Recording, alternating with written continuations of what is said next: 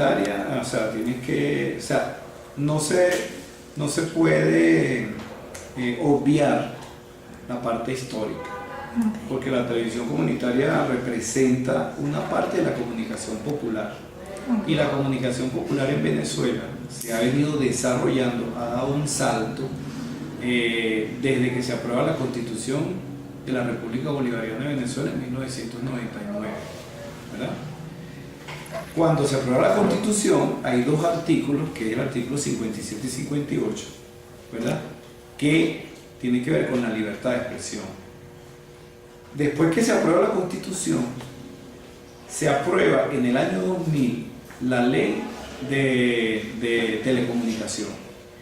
Cuando se aprueba la ley de telecomunicaciones, hay un articulado que le da cabida a las organizaciones de base para tener concesiones, ¿verdad?, que les permita montar radios y televisoras comunitarias. Eso tiene que ver con la democratización del espectro radioeléctrico, ¿verdad? Pero después, en el 2000, si mal no recuerdo, en el 2001, se aprueba el reglamento de las radios y las televisoras comunitarias. En ese reglamento está tipificado todo lo que tiene que ver con los requisitos para adquirir la concesión y la habilitación de radios y televisoras comunitarias, ¿verdad? Y se reglamenta cuál es la actividad que se debe hacer ahí. Pero no solamente eso, sino que después, en el 2005, se aprueba la ley resorte, la ley de responsabilidad en radio y televisión, que tiene que ver con la regulación del contenido dentro del proceso audiovisual. Y dentro de esa ley hay también un articulado que toca las radios y las televisoras comunitarias. Después de eso viene la ley de los consejos comunales, ¿verdad? Y viene la ley de participación ciudadana y viene la ley de educación. Toda esa batería de leyes tienen que ver con la manera de trabajar dentro de las comunidades, la comunicación. Eso es el aspecto legal, pero hay un hecho que marca un hito dentro de nuestro país que tiene que ver con el desarrollo de la comunicación popular, y es el golpe de Estado del año 2002. En el año 2002, los canales de televisión privados tomaron el lugar de los partidos políticos y desde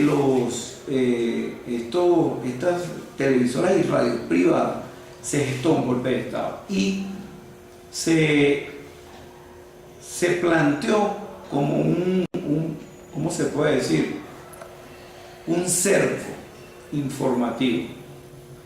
Y en ese momento las radios y las televisoras comunitarias eran las que estaban informando lo que realmente estaba pasando en la calle, porque en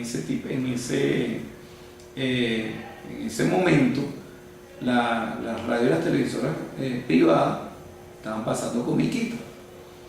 Entonces, bueno, ese es un hito que hay que tenerlo bien claro, ¿verdad? Entonces, ¿qué pasa? Como cuando yo te hablo de la democratización del espectro radioeléctrico, tiene que ver con que las comunidades organizadas tienen ¿cómo se puede decir?, el derecho, ¿verdad?, a hacer un proyecto que les garantice la ubicación de sus mensajes en ese espectro radioeléctrico. Entonces, claro, según el reglamento, ese proyecto para adquirir una concesión consta de cuatro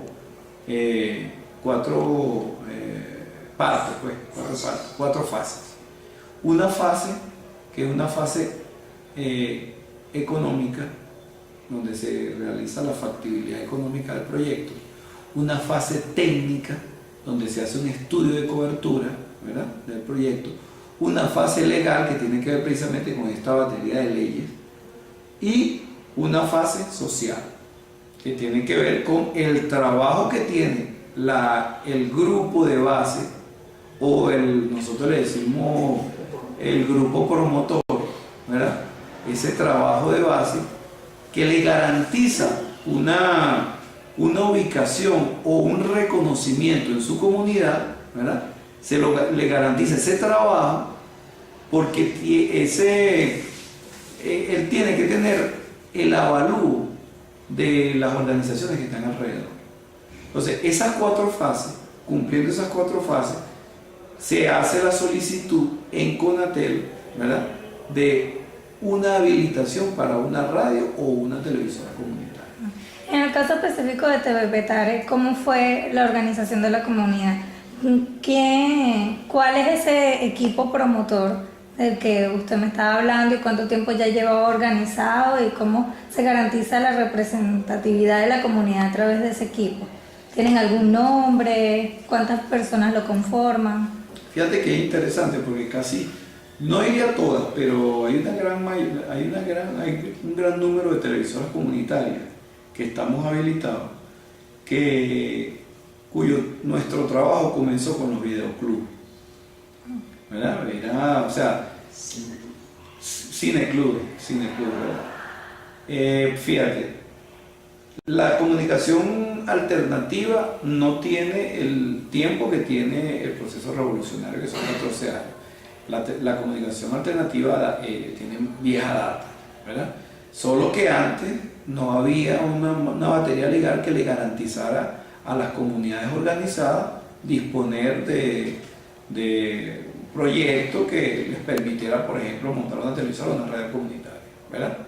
Antes, las personas que nos dedicábamos a los cineclubes, que éramos críticos de la situación del país, incluso si se atrevía uno a montar un transmisor, aunque sea ilegal por ahí, contaba que estabas preso, te caían a palo y te quitaban todo.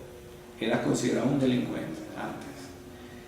Una vez que se constitucionalice ese derecho, ¿verdad?, a la comunicación, es que nosotros podemos tener estos proyectos. Entonces, en TV Petare éramos también personas pertenecientes a cineclubes, pero cuando se aprueba la Constitución hay un vendaval, hay un torbellino de ideas, y entonces empezamos a conversar. Y, por ejemplo, los amigos, los camaradas de Katia TV, ellos tenían el cineclub Linterna Mágica. El Manicomio, exactamente. Entonces, por ahí uno tenía esa ¿cómo se llama?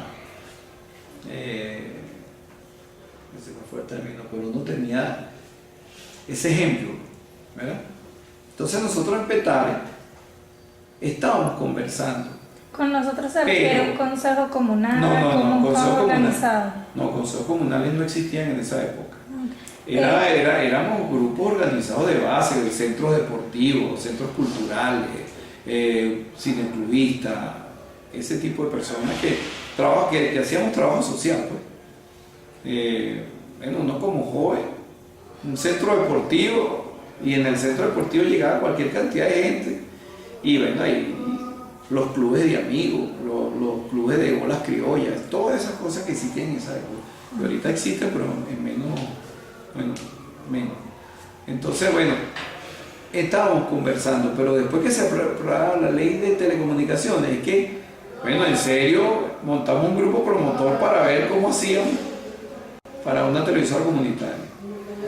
Ahora, yo hablaba anteriormente del golpe de Estado, porque de ahí en adelante, después del golpe de Estado, es que casi todos los proyectos de comunicación popular es que se empiezan a desarrollar, y ese es el caso de TV Petare.